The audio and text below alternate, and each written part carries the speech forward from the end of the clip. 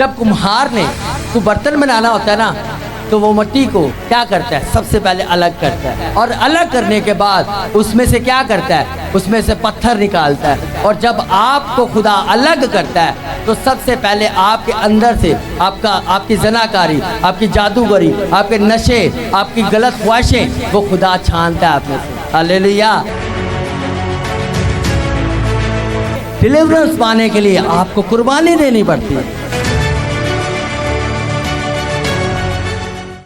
मेरे साथ निकालिए इब्रानियों 11वां बाब और उसकी 8 आयत।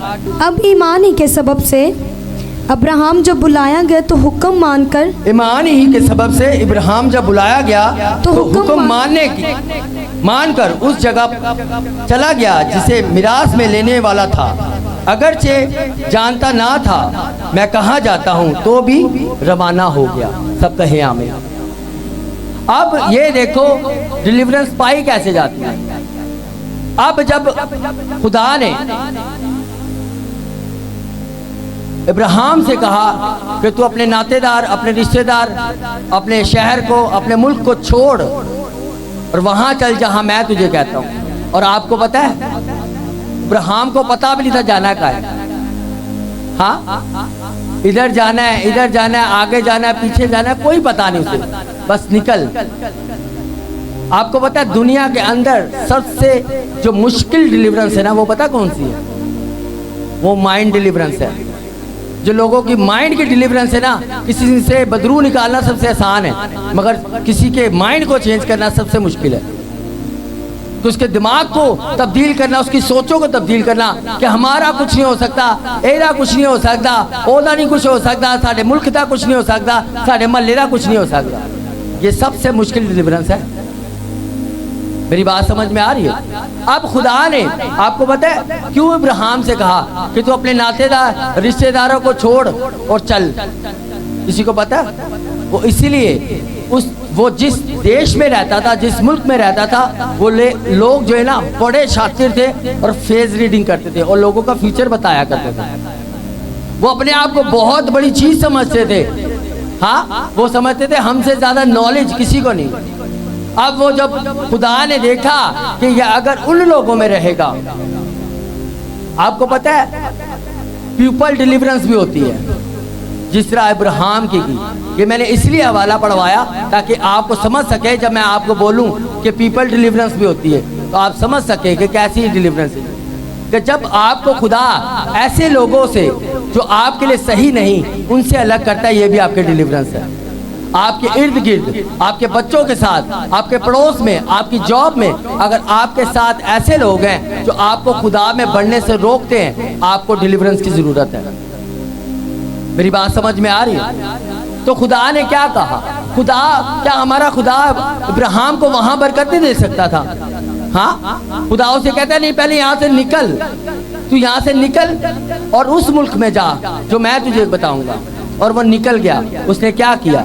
उसने अपना सामान लिया और अपनी बीवी को लिया और अपने भतीजे को लिया और निकल पड़ा। हाँ, अब वो निकल चुका। तो जब वहां खुदा ने उसे कहा तो फिर उसके बाद आप अगर डिलीवरेंस पाना चाहते ना, तो याद रखें आप अपनी पुरानी जिंदगी में और अपनी जिंदगी की उन तमाम जो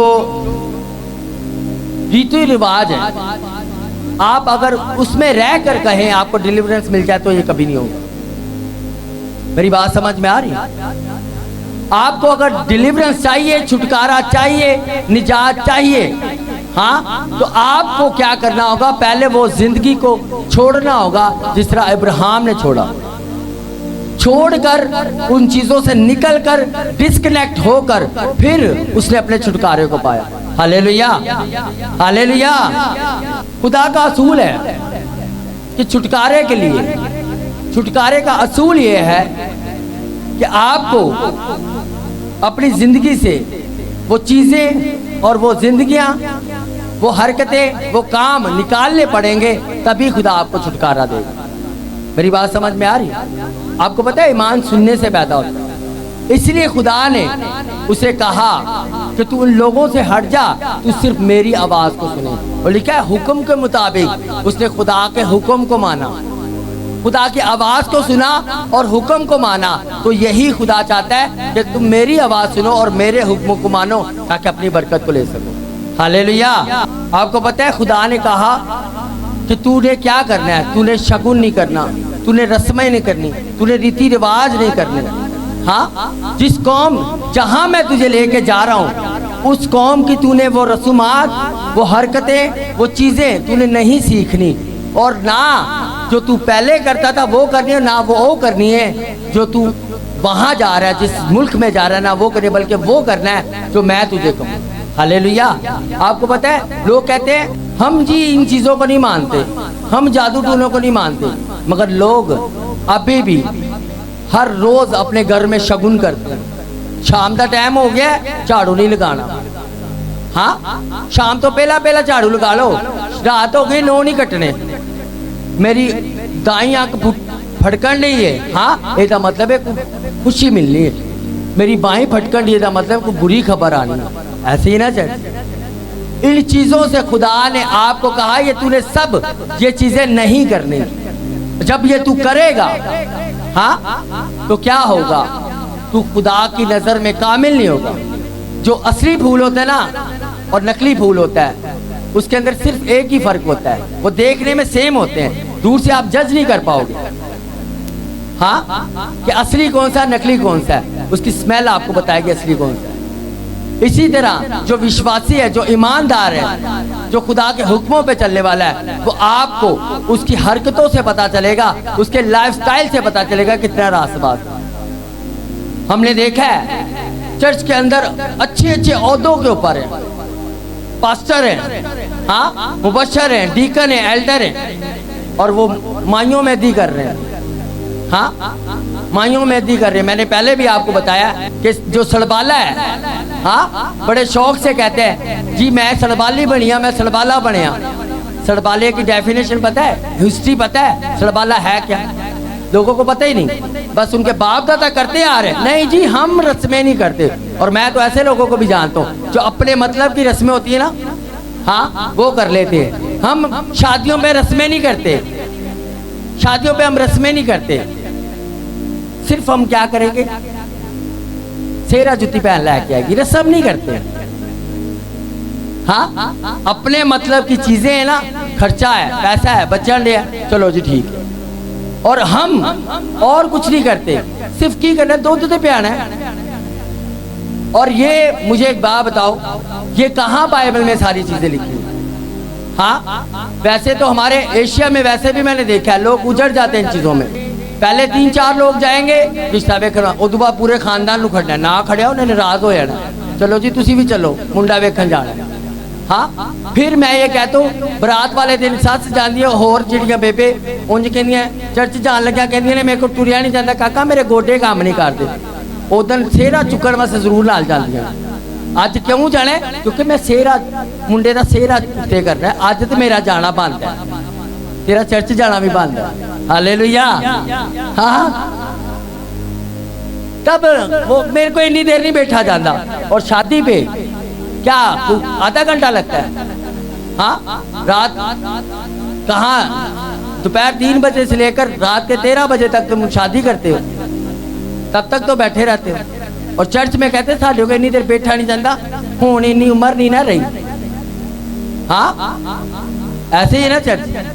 तो बाइबल में लिखा है कि तुम वो सारे काम ना करना, तुम शगुन ना करना। आज भी लोग इन चीजों में फंसे हैं, और आप अगर इन चीजों को करते रहें और फिर कहें हमें छुटकारा मिले, कभी नहीं मिलेगा, कभी नहीं मिलेगा छुटकारा। कि अगर आप अभी तक इन चीजों में फंसे हो, लोग क्या करते हैं, हाँ जी, माचिस के 7 काड़ियां लेके आओ, बच्चे तो बाहर नहीं आने। आपकी माचिस की 7 वो तिनकों से वो जो है ना उसकी नजर उतर जाएगी। हाँ, अंडा ले आओ, फिटकड़ी ले आओ, फिर कहते हैं हम जी जादू टूने को नहीं मानते, हम गैर मबूदों के पीछे नहीं जाते। बाइबल में लिखा है गैर मबूदों के पीछे जाने वालों का गम बढ़ जाएगा। और कैसे जाना है? क्या ऊबर या क्रीम करा के जाना है? आप हर रोज जा रहे हो, कैसे? शाम हो गई झाड़ू ना लाए हो, ये भी गैर मबूदों के पीछे जा रहे हो। ये उन रस्मों को कर रहे हो जो आपके बाप दादा करते आए। हाँ, शाम तो पहला पहला झाड़ू लगा लो, वरना शाम रात होगी और 9 कटे हो। और मैंने देखा है खासकर यहाँ हमारे बुजुर्ग काफी बैठे हैं, वो खास एक ऐसा दिन है जिस दिन वो कहते हैं डल नहीं मिथी दे। कौन सा दिन है याद है आप लोगों को? जिस दिन वो शादी के दिन कहते हैं आज के दिन नहीं करनी, बुध का दिन है शायद, ऐसे ही ना, मंगल। हाँ, मैं ही चेक करना चाह रहा है कि नहीं पता है। मंगल वाले दिन दिल नहीं मिथ दे, इधर भाई ऐ ठीक नहीं होंदा, अब शगुन होंदा है। हाँ, मंगल वाले दिन नहीं दिन मिथी दे, असी किसी होर दिन मिथांगे। खुदा ने जब जब दिन बनाया तो क्या कहा, जरा उच्ची कहो, क्या कहा, क्या कहा? तो मंगल का दिन में मिसी। हाँ, खुदा ने क्या कहा जब दिन बुलाया, क्या कहा? अच्छा है। तो आज के बाद मंगल क्या है? अच्छा है। हालेलुया। तो इसलिए मैं आपको ये बताने के लिए, सिखाने के लिए आहिस्ता आहिस्ता लेके जा रहा हूँ ताकि आप उन चीज़ों को समझ सकें। मंगल अच्छा है। हालेलुया। तू शगुन ना करना। साढ़े सियाने कहते ने, बहुते जड़े सियाने ने, शगना का कट्टिया खाना है। हाँ जी, है ना, शगना का खट्टिया खाना है। बाइबल ये कहती शगुन ना करना। क्या ना करना? शगुन ना करना। और हम शादी दे ऐसे ऐसे एडवाइजर बैठे होंगे ने, कोई रस्म मिस नहीं होनी चाहिए। हाँ, मैं हैरान हूँ अपने लोगों से, अपनी कौम से, खुदा से इतना दूर है और फिर कहते हैं हमें डिलीवरेंस मिले। मेरा सवाल है क्यों मिले आपको? क्यों वो दे डिलीवरेंस आपको? अपने पड़ोसी से पूछो क्यों दे। यस यस पूछो, हिला के पूछो, उसे सही से हिलाओ और उसे पूछो क्यों दे वो तुझे डिलीवरेंस। हाँ, आपको पता है उस दौर की हन्ना और आज की हन्ना में क्या फर्क है? क्या फर्क है? कोई मुझे बताएगा? उस हन्ना को खुदा ने दिया तो वो जाके खुदा की हैकल में दे आई, और आज की हन्ना, हाँ, खुसरे नाच रहे होंगे तो सब ज्यादा दंड हन्ना दे निकल रहे होंगे। वो प्रोग्रामों में आपका क्या काम है? सबसे पहले ये चीजें लिखे, जो वो कौमें करे ना वो तुम ना करना। हाँ, जो गैरतमंद लोग होते हैं, इज्जतदार लोग होते हैं, उनके घर में ऐसे लोग नहीं आते। लोग ऐसे लोगों को अपने घर में नहीं आने देते। मेरी बात समझ में आ रही है? और आप अगर अपने फंक्शंस में ऐसे लोगों को बुलाकर वहां नाच रंग करवा रहे हो तो लिखा है जोरावर छीन लेते हैं। क्या होता है? तुसा 15 मिनट की दुआ कराइए और राती 1 बजे तो लैके सुबह 4 बजे तक थोड़े डैग बजे ने और खुसरे नचे ने, जोरावर कौन है? 15 मिनट की दुआ या 4 घंटे का डीजे। फिर आपका बच्चा खुद ब खुद उन्हें चीज़ा भी नजर आंदियां, वो बदतमीज भी होएगा और नशिया ते भी लगेगा। फिर कहते पास अब दुआ करो।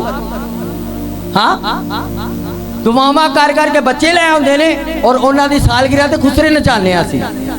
बस अब करो दुआ, मुंडा होए, बस अब करो दुआ साड़ा बच्चा होए, असी बाद चौथे खुसरे नचावांगे। हाँ, हमें डिलीवरेंस चाहिए। ये इसलिए ये हर बार लोग फंसते रहते हैं। क्यों? क्योंकि 40 दिन का सफर उन्होंने 40 साल में कर लिया अपनी हरकतों से।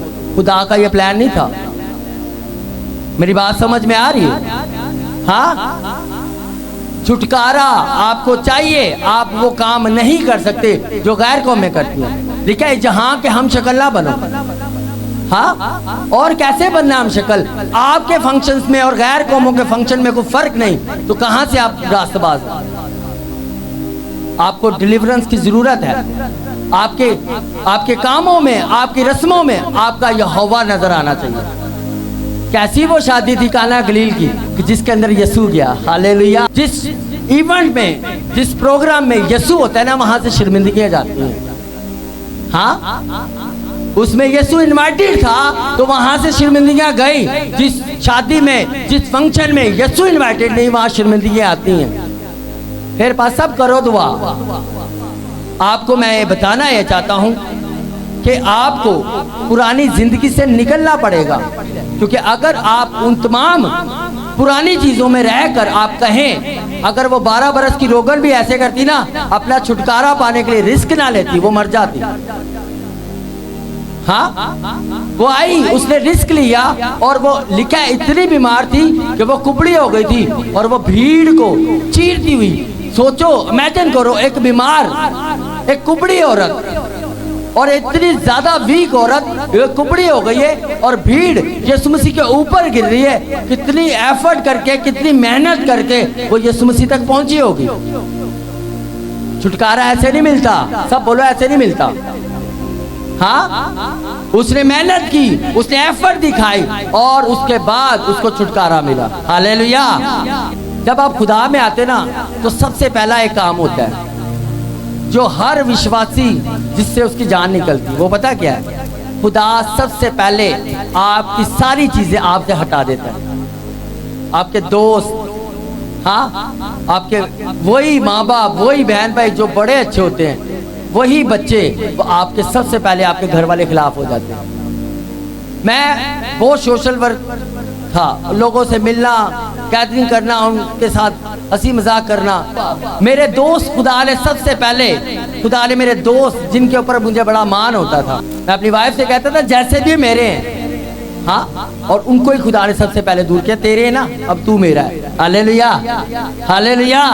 तो खुदा ने मुझे सबसे पहले उनसे अलग किया और मुझे पता लग गया था अब उनका मेरा रास्ता एक नहीं रह गया, क्योंकि उनके पास जाऊंगा वही लड़कियों की बातें, वही शराब की बातें, वही चुगलियां, वही गंदे घिनौने काम।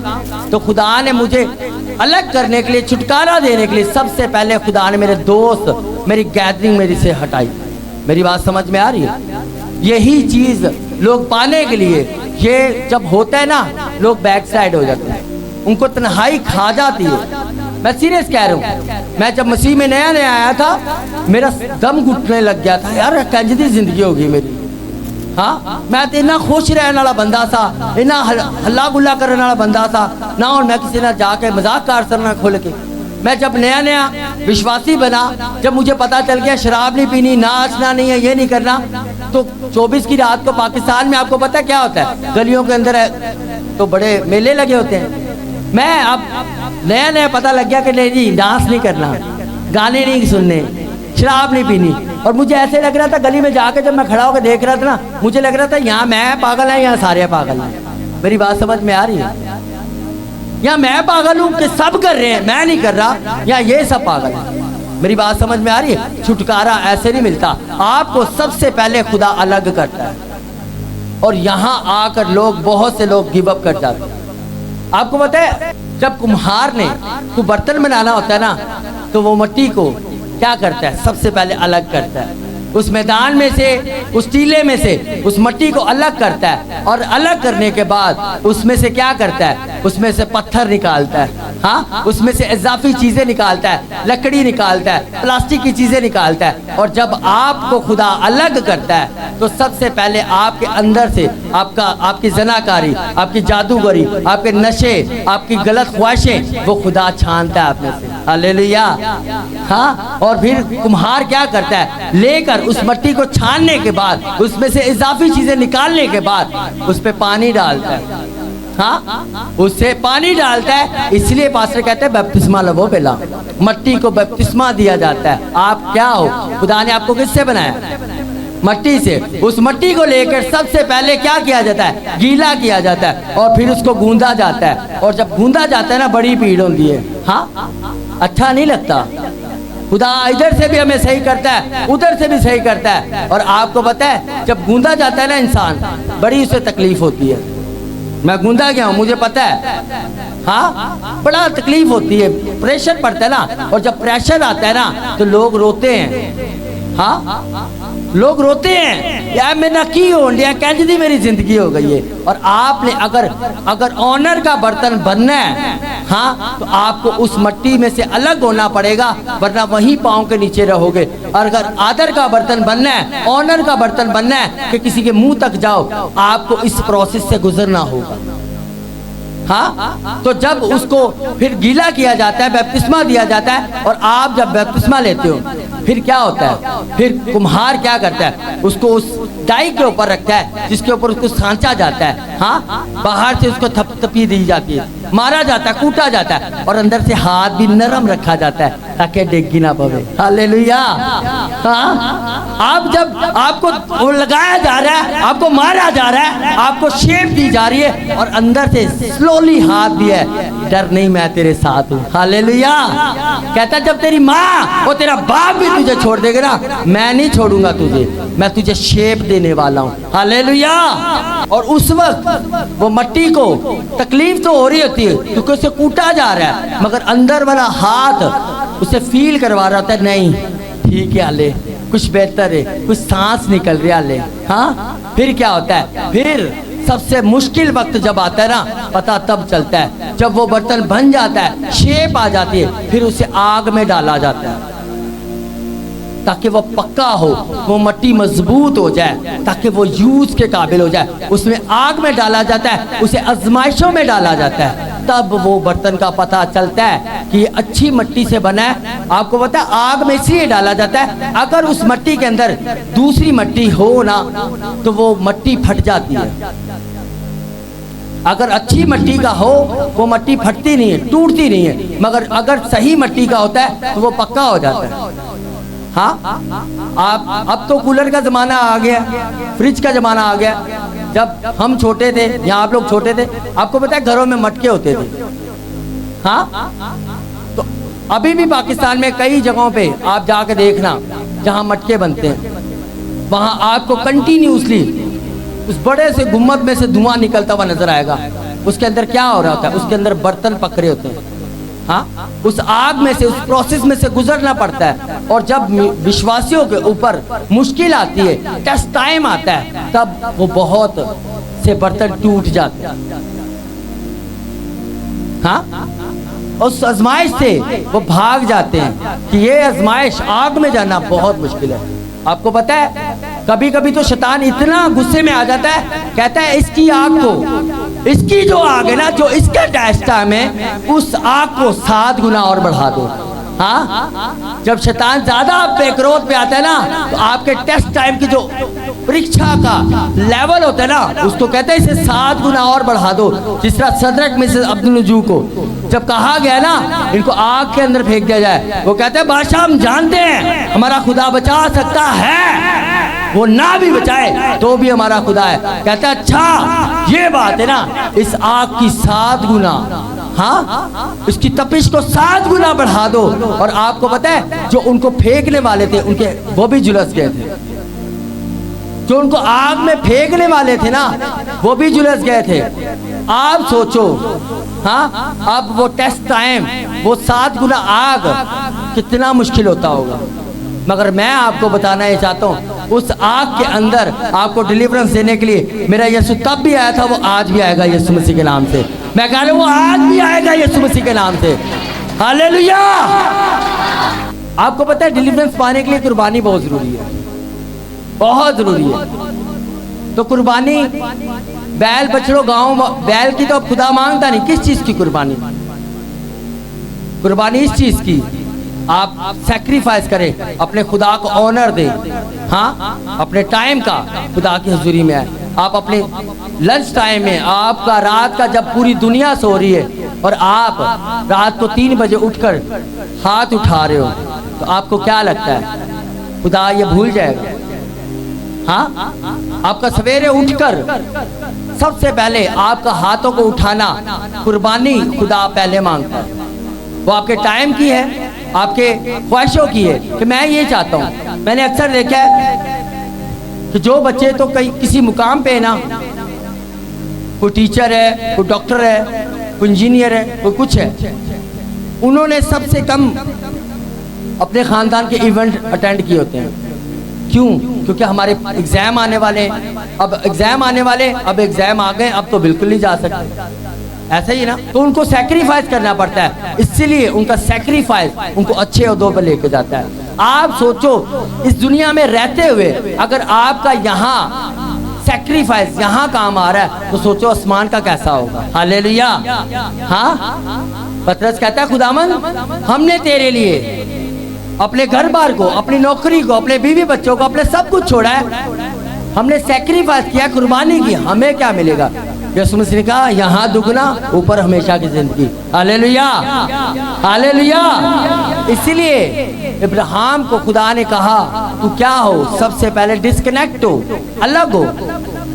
आप अगर कहें मैं खुदा की सेवा करना चाहता हूं और आप अभी भी आपकी फ्रेंडशिप है, हाँ, आप खुदा के लिए नहीं हो, आप अपने आप को तसल्ली दे के बैठे हो कि मैं खिदमत कर रहा हूं, आप अभी भी बॉयफ्रेंड गर्लफ्रेंड के चक्कर में हो, आपको डिलीवरेंस की जरूरत है। और बाइबल ये कहती है अंधा अंधे को राह दिखाएगा तो कहाँ जाएंगे, कहाँ पे जाएंगे, कहाँ जाएंगे, खड्डे में। तो जब खड्डे में जाते ना चरीटा बढ़िया लाके दिया जाए, हाँ बहुत लगती हैं। तो मैं इसलिए आपसे कहूंगा अगर आपने वाकई में कुछ लेना है या खुदा से हासिल करना है, आपको अपने आप को अलग करना पड़ेगा, जिस तरह इब्राहिम ने किया। हमारे पाकिस्तान में जब कोई बेटा अलग होता है ना तो उसको सबसे पहले ये कहा जाता है ए बीवी पीछे लग गया, हाँ यही है ना, ए आई है सारे मुंडे का दिमाग ही घुमा छड़िया। हो सकता है इब्राहिम को खुदा ने कहा तो अपने नातेदार रिश्तेदार छोड़, हाँ, और माँ के लिए मेरी नूह ने कुछ किया होना ताई घर छड़ गया, हाँ, फिर बात समझ में आ रही है। अरे आपको नहीं पता, उसका खुदा टेस्ट ले रहा है। और याद रखिएगा बाइबल मिलकर खुदा में की गई मेहनत जाया नहीं जाती। मैं आज आपको कह रहा हूँ आपकी जाया नहीं जाएगी यीशु मसीह के नाम से। हालेलुया। मजे वाली बात, इब्राहिम अपना रिश्तेदार अपने नातेदार सब कुछ छोड़कर, बड़ा मुश्किल होता है जो फॉरेन में है ना लोग, कभी उनसे पूछना, वो अपने घर वालों को इतने इतने पैसे भेजते हैं, हाँ, और ईद पे सबसे ज्यादा वो रो रहे होते हैं क्योंकि सब उसकी कमाई से वहाँ एंजॉय तो कर रहे होते हैं, वो बेचारा वहाँ पर देश में बैठा होता है। सिर्फ वीडियो कॉल से 15 मिनट होते गल, अच्छा हम काका बंद कर, असि हम सीवीओ भी जाना है। जिसके पैसों से सीवीओ जाने लगो वो बेचारा कमरे में तकियों पे सर रख रख के रो रहा है। इब्राहिम भी ऐसे ही कर रहा था। वहाँ उसके घर वाले जब ईद मना रहे होंगे ना, वो सोच रहा होगा यार कितना मजा आता था, हाँ, मैं कजनों के साथ कितना खुश था, मेरी बहनें मुझे कितना प्यार करती थी, मेरा खालू कितना मिल करता है, हाँ, मेरा ये मेरा वो मेरा ऐसे मेरा वैसे, मेरा गांव मेरा मोहल्ला, ऐसे ही ना इब्राहिम भी ऐसे मिस करता होगा। अब वो खुदा के साथ चल रहा है और कई साल गुजर गए और उसकी बेबी ब्लेसिंग नहीं मिली, हाँ। अब क्या हुआ, जब 20-25 साल के बाद खुदा ने दे दिया, अब खुदा ने फिर एक काम किया, फिर कहा अगर नेक्स्ट लेवल चाहिए ना इसे कुर्बान कर, हाँ, इसे कुर्बान कर। इब्राहिम जिसके लिए तो अपना घर बार, अपने नातेदार, अपने रिश्तेदार, अपना सब कुछ छोड़ गया, इसको मेरे आगे कुर्बान कर, हाँ। उसने उसको कुर्बान करने के लिए क्या उसके दिल पे बीती होगी कि जिसके लिए मैंने इतने सालों से तपस्या की है, इतने सालों से सैक्रिफाइस किया, अपने माँ बाप के पास नहीं गया, अपने बहन भाइयों के पास नहीं गया, आज खुदा ने देने के बाद फिर खुदा कह रहा है इसे मेरे हुजूर में कुर्बान कर, हाँ। अब वो निकला, लिखा वो सुबह सवेरे उठा और उसने क्या किया, उसने घर से अपने गधे अपने जानवरों को तैयार किया, उसके ऊपर सामान को लादा, उसके ऊपर लकड़ियां रखी, हुंदा अज दा उन्हें कहना जंगल जी चले उसे ही काट लांगे, हाँ, ऐसे ही है ना। उसने घर से लकड़ियां ली, उसने कहा मेरे घर मेरे खुदा के मज़बा पे जो आग जलेगी ना वो भी मेरे घर की लकड़ियों की जलेगी। हालेलुया। इतना आपको खुदा के लिए सेंसिटिव होना पड़ेगा, इतना सीरियस होना पड़ेगा कि अपना बेटा तो वो लेके जा रहा है, अपने घर की लकड़ियां भी लेके जा रहा है। उसे ये नहीं कहा वहां जंगल में जा रहा हूं वहीं से ले लूंगा। हमारे लोग समझते हैं खुदा है ना, खुदा का काम में आप ही होएगा, खुदा आप ही कर लेगा, ओ ये हवा यरी है, वो करता है, वो उनके लिए करता है जिन्होंने अपने बेटों की गर्दनों पे छुरी रखी होती है। हालेलुया। वो हर एक के लिए नहीं करता, वो उसके लिए करता है जिसने अपने इसहाक के गले पे छुरी रखी होती है, उसे कहता है खुदा सबसे पहले तू है फिर सब कुछ है। हालेलुया। उसके लिए क्या हुआ, उसने जब गया उसने लिए अपने 2 नौकर 2-3 नौकर लिए, अपने जानवर लिए और अपने बेटे को लिया। कहता है अब्बू डैड पापा हमारे पास आग भी है, लकड़ी में है, बर्रा कहाँ है? कहता पुत्र वो खुद ही मुहैया करे। अब अपने नौकरों को, हाँ आज ये बड़ा खास रेवलेशन दे रहा हूँ आपको मैं। आज लोग चर्च में सेवर भी देना, उन्होंने ऐलान करो वो अपना बेटा कुर्बान करने जा रहा है, अपने नौकरों को से कहता है तुम इधर ही रुको, हाँ तुम इधर ही रुको, हम आते हैं। हालेलुया। उसने अपने बीवी को नहीं बताया, अपने इर्द गिर्द वालों को, जिन्होंने 3 दिन मुसलसल उसके साथ सफर किया, इब्राहिम ने उनको भी नहीं बताया कि मैं अपना बेटा कुर्बान करने जा रहा हूँ। हालेलुया। आप क्या खुदा को लेके बैठे हो? डिलीवरेंस लेनी है ना, आपको कुछ करना पड़ेगा, कुर्बानी देनी पड़ेगी। इब्राहिम ने दी, अपना बेटा लेके गया, एक ही बेटा जिसके लिए खुदा के साथ सालों साल चला, और खुदा उसे लेने के लिए, और फिर जब उसने वो वहां जाके मज़बा बनाया, हाँ सोचो एक एक पत्थर रखते हुए उसका यहाँ हाथ फटता होगा, एक एक लकड़ी सजाते हुए रखते हुए उसके हाथ के ऊपर क्या चल रहा होगा, और उन लकड़ियों के ऊपर जब उसने अपने बेटे के हाथ और पांव बांधे होंगे, हाँ तो क्या उस पर बीतती होगी? उसका बेटा रोता होगा, हो सकता है उसके मुंह में उसने कपड़ा बांध दिया हो ताकि इसकी आवाजें मेरा दिल नरम ना कर दें। हाँ उसने क्या किया? उसके हाथ पांव बांधे और उसके गले के ऊपर छुरी रखी। अब जब उसने ठान लिया अब मैं काट दूंगा, खुदा की आवाज आ गई, इब्राहिम अपना हाथ रोक, अब मैं जान गया हूं तू मुझसे मोहब्बत करता है। हालेलुया। फिर क्या हुआ? फिर नेक्स्ट लेवल आया। उसने कहा अब तू एक के लिए रो रहा था ना, अब मैं तुझे जातियों का बाप बनाऊंगा। हालेलुया।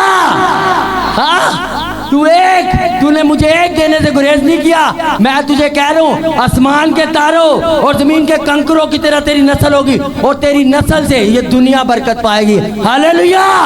और जो उसे बरकत देगा ना, मैं उसे बरकत दूंगा, और जो उसे लानत देगा मैं उसे लानत दूंगा। हालेलुया। आज इब्राहिम का वो सैक्रिफाइस आपको बाबरकत बनाता है। हालेलुया। हम इब्राहिम की नस्ल से हैं। हालेलुया। तो इसलिए डिलीवरेंस पाने के लिए आपको कुर्बानी देनी पड़ती है। मसीह में कहीं की मेहनत जाया नहीं जाती है यीशु मसीह के नाम से। हालेलुया। आपको खुदा लिखा है वो मुझे राहत के चश्मों के पास लेके जाता है। राहत के चश्मों के पास तभी कुछ लेके जाता है जब कुछ किया हो। हम बड़े आराम से कह देते हैं वो मेरे दुश्मनों के रूप मेरे आगे दस्तरखान बिछाता है। हाँ वो उनका बिछाता है जिन्होंने कुछ किया होता है। हाँ साडा तो दुश्मनी साड़ी सस से, हाँ नूह है रोज ही थोड़ा दस्तरखान के पिछे होंगे। हालेलुया। हाँ और की जानते हो? बाइबल में लिखा है जिस भाई को तू देखता है, और भाई से मुराद जेंट्स या लेडीज की बात नहीं है, मैं आपको सीरियस कह रहा हूँ। आज लोग चर्च के अंदर ओहदों में हैं और उनको डिलीवरेंस नहीं, दूसरे चर्च से जेलसी फील करते हैं, दूसरे पास्टर से वो जेलसी फील करते। तू उन्होंने चर्च गया है, हाँ उथे गया है, उथे की है, उथे की है, उथे यीशु है। हालेलुया। उथे की है, उथे यीशु है। तो ये मैं आपको बताना चाहता हूँ, आपको डिलीवरेंस अगर चाहिए, छुटकारा चाहिए, आपको डिस्कनेक्ट होना पड़ेगा। हो सकता है आपको खुदा आपसे कहे उस पास्टर को छोड़ दे जो तुझे कहीं नहीं लेके जा रहा। बाइबल में लिखा है खुदा ने सबको तोड़े दिए, और जिसके पास 5 तोड़े थे उसने 5 कमाए, और जिसके पास 1 था उससे 1 वाले से लेकर किसको दिया? इस वाले को दिया। जिसके पास ज्यादा थे उसको तो ऐसे करना चाहिए ना, तेरे को 10 ने सब इन्नू भी दे यार, ये देखो एक के। मेरी बात समझ में आ रही है? जिसके पास है उसे दिया जाएगा। क्या मेरे पास हौसला है खुदा के साथ चलने का, खुदा और देगा। हालेलुया। हालेलुया। इसलिए मैं कहता हूँ ओवरफ्लो मेरा हमेशा ऐसा रहेगा, क्योंकि हमारे पास जिगरा है। हमने हर एक चीज में खुदा को दिखाया है और दिखाने की हर रोज कोशिश करते हैं। खुदा पहले तू है फिर सब कुछ है। हालेलुया। इसके लिए हमें अपने नातेदार, अपने रिश्तेदार, बहुत कुछ छोड़ना पड़ा। तो आपको क्या लगता है? आपको मैं सीरियस कह रहा हूँ, खुदा के साथ चलना हर रोज का काम है, और हर रोज आपको डिलीवरेंस चाहिए होती है। हर रोज आपको नेक्स्ट लेवल के लिए डिलीवरेंस चाहिए होती है। और डिलीवरेंस कैसे मिलती है ये मैंने आपको समझा दिया है। बिना कुर्बानी के डिलीवरेंस नहीं होती। आप सोचे आपको मुसीबत में डालने के लिए, आपको तंगी में डालने के लिए, आपको तकलीफ में डालने के लिए, आपको बीमारी में डालने के लिए लोग जाके लाखों रुपए का इन्वेस्टमेंट कर रहे हैं और जाके तंत्र मंत्र करवा रहे हैं, जादू टोना करवा रहे हैं, और आप रात को ऐ हमारे बाप पढ़ के सो जाते हैं, तो कौन जीतेगा? आप सोचें कि वो पूरी रात आपके लिए वहाँ नेगेटिव वर्ड्स बोल रहे हैं और आप सिर्फ 10 मिनट की दुआ करके सो गए, वो जीतेगा जिसने ज्यादा जोर लगाया। और बाइबल ये कहती है जोर आवर छीन लेते हैं। बनी इस्राएल कौम, हाँ बनी इस्राएल कौम मूसा के हाथ ऊपर थे, वो जीतती जा रही थी। जैसे उसके मूसा के हाथ नीचे हुए वो हारने लग गई। आपको पता है आज मूसा दिया बावा ते लोग काफी फटियां थले करन वास्ते, बस साहब तुम साढ़े घर नहीं आंदे, आप अपने मूसा को अपने उल्टर पे रहने दो, आप जीतते रहोगे। आपके घर आना बुरी बात नहीं, मगर मैं आपको एक बात बताऊं, आपका फेथ होना चाहिए। जिस तरह उस सूबेदार ने कहा कि यीशु सिर्फ मुंह से कह दे मेरा बंदा शिफा पा जाएगा। आप अपने पास्टर से कहो पास्टर जी हमें पता है आप हमारे लिए दुआ करेंगे, हमारा काम बन जाएगा, आप दुआ करें। जरूरी है पास्टर साहब तुम्हारे घर आ रहा है, तुम्हारा 2000 लग गए तो फिर ही तुम्हारी शिफा होनी। हाँ मैं ये नहीं कह रहा अपने घर पे पास्टर को ना बुलाओ, मैं आपको बताना ये चाह रहा हूँ कि आप अपने पास्टर को अपने मुंह से पाउंड करो। नहीं पास्टर तो आना पड़ेगा, आपके घर में गया घंटा 2 घंटा का पा रहे, ऐसे ही है। उस 1-1.5 घंटे में वो कितने लोगों को कलाम सुना सकता है? अभी मुझे आधा घंटा हुआ है, कितना कलाम मैंने सुना दिया, कितने लोगों ने बरकत पाई। यही अगर मैं एक फैमिली के घर पे होता तो सिर्फ वो भी, और उन्होंने तो ध्यान ऐ होना ही चाँद नहीं उबल चलनी, समोसे आए ने कि नहीं आए, हाँ ऐसे ही ना, उन्हें तो कलाम से ध्यान नहीं सी होना, उन्हें तो ध्यान होना है चाँद नहीं उबल चली। हाँ मुंडा समोसे लेके आ गया, कोई बिचो खान तो नहीं दिया पास्टर साहब ने देने ने, यही होता है। मेरी बात समझ में आ रही है? आज मैं आपको बताना ये चाहता हूँ आपकी डिलीवरेंस यहाँ से होनी बहुत जरूरी है। बस अब कहाँ रहो, बस तुझी कहाँ रहना पैगा थानू। हाँ बस साहब का रोजा नहीं, पासा पियो, एक घरों चाह पी के आने जबरदस्ती अगले घर गए, दूसरे घर ही गए 2 कदम तो ना बोतल प्या चली, और बेचारे के ढिड च अजीब ही भौं पेरियां होंडियां ने। अब हाँ हुण चाह ते बोतल अंदर लड़न डे। मेरी बात समझ में आ रही है? क्योंकि पास्टर साहब नाराज ते नहीं ना लोगों को करना। हुण एक दे घरों बोतल पीनी पैगी, एक घरों चाह पीनी पैगी, पास्टर साहब उदू बाल पले फ्लैजल दी गोलियां लभदे फिरन। मेरी बात समझ में आ रही है? आप लोगों को डिलीवरेंस चाहिए, आप अपने पास्टर को मजबूर ना करो, आप अपने पास्टर की बात को ओबे करो। आप देखो जब जब खुदा ने मूसा से कहा बनी इस्राएल ने माना, आप जब जब मानोगे आप पार ही जाओगे। हालेलुया। मैं तामा से अन्य गल्ला करने थोड़ा साफ फेर ही निकलता है, वरना इंज लगता तुहानू किडनैप करके कलाम सुनान दिया। हाँ और सबसे मेन चीज डिलीवरेंस आपकी पता कब होती है? बड़ी खास बात है, इसे नोट कर लीजिए अपनी लाइफ में। आपकी डिलीवरेंस तब होती है जो खुदा आपको देना चाहता है कि आप अपनी गवाही से नजरें हटा के खुदा की मर्जी को जान लें। खुदा की मर्जी क्या है? इब्राहिम जिस बरकत के लिए खुदा ने उसे चुनकर कहा कि मैं तुझे औलाद दूंगा, मैं तुझे बच्चे दूंगा, तो अपने घर अपने नातेदार छोड़ और वो चला गया। और एक वक्त आया कहता खुदा हूं किथे, हूं तो मैं इतना बुढ़ा हो गया, अब तो मेरी बीवी इस काबिल नहीं, अब उसका रहम इस काबिल नहीं, क्या बच्चा हो। वो जान गया था अब मेरी गवाही नहीं बन सकती, मगर मेरा खुदा उस नाउमीदी में भी उम्मीद डाल सकता है। Hallelujah, hallelujah. आपका जो लेट आ रहा है ना वो बेस्ट आ रहा है यीशु मसीह के नाम से। हालेलुया। तो आपको मैं ये बताना चाहता हूँ जो आपको खुदा देगा वो वादे का फर्जंद होगा और वो बरकतें उसी की होंगी। हालेलुया। आज जब खुदा को कोड किया जाता है तो क्या किया जाता है?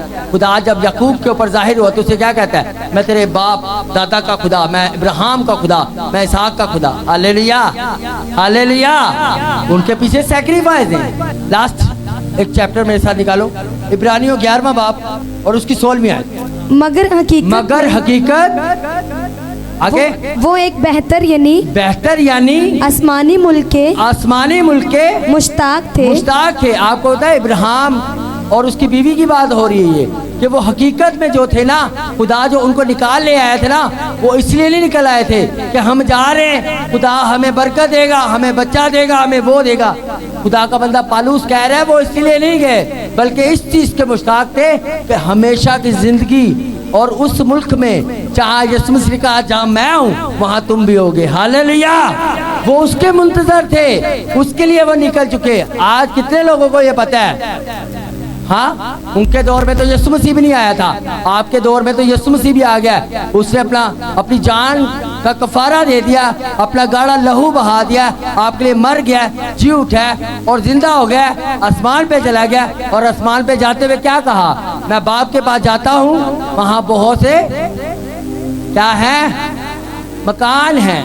आपको कहा, आपका एड्रेस बता दिया, आपका एड्रेस ऊपर का है। परेशानी हो या घरों के लिए कि मैं ते घर बना लवा, आपको मुंतजर होना है ऊपर के लिए, जिसके लिए इब्राहिम मुंतजर था, उस मुल्क के लिए जहाँ यीशु मसीह में लेके जाना चाह रहा है। और एक और मैं बात बता दूं, आप यहाँ के लिए रो रहे हैं ना, खुदा आपको बचाना चाहता है, हेवन में लेकर जाना चाहता है, आपको हमेशा की जिंदगी का वारिस बनाना चाहता है। और शैतान यही चीजें आपकी नजरों से ओझल करवाने की कोशिश करता है कि तू वो देख, ये देख, तेरी बीमारी, तेरी रिपोर्टें, तेरा मुंडा, तेरी कुड़ी, तेरा बंदा, इसमें लगा कर रखता है ताकि आप उस जिंदगी को ना हासिल कर सकें। हालेलुया।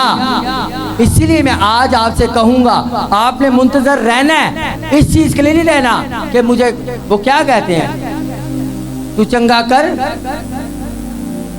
ये गादरा से उनका के तू चंगा, अपनी आंखों को बंद करो, यस यस यस, अपने हाथों को उठा के रिपीट करवाओ, यस यस यस, अपने मुंह से अंगीकार करो, yes yes yes, yes yes, अंगीकार करो आप, सब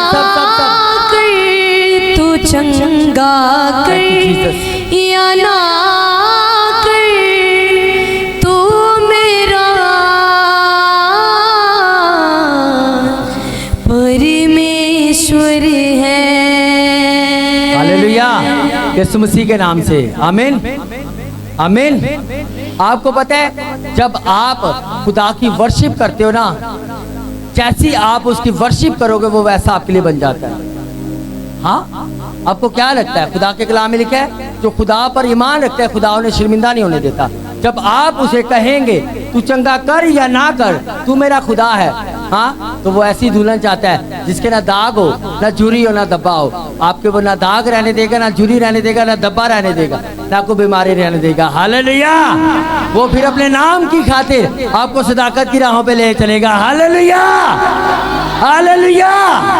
तो ये है डिलीवरेंस। आपने पानी है तो आपको ये करना पड़ेगा, आपको सब चीज़ों से ध्यान हटाना पड़ेगा और हमेशा की ज़िंदगी के ऊपर ध्यान लगा के हमेशा खुदावन का थैंक्स करना है। खुदा मैं तेरा थैंक्स करता हूँ कि मैं हेवन में आ रहा हूँ, मैं तेरे पास आ रहा हूँ। जब स्टिफनेस को संसार किया जा रहा था, इमेजिन करो एक शख्स को पत्थर मारे जा रहे हैं, हाँ, वो कह रहा है बाप मैं तेरा शुक्र अदा करता हूँ, ऐ खुदावन इन्हें माफ़ कर, ये नहीं जानते। और लिखा है यीशु मसीह बाहें फैला के उसे वेलकम कर रहा था। Hallelujah hallelujah. उसकी तकलीफ में आप सोचो, लोग उसे पत्थर मार के खुश हो रहे हैं, हम इसे पीड़ा दे रहे हैं, मगर वो शादमान हो रहा है, उसका यीशु से वेलकम कर रहा है। हालेलुया। हाँ, उसका यीशु से वेलकम कर रहा है। तो जिसका तो ध्यान ऊपर होगा ना, उसकी शादमानी को छीन नहीं सकेगा। आज के बाद आपकी भी शादमानी को छीन ना सकेगा यीशु मसीह के नाम से। हालेलुया। सब अपने कदमों पे खड़े हो।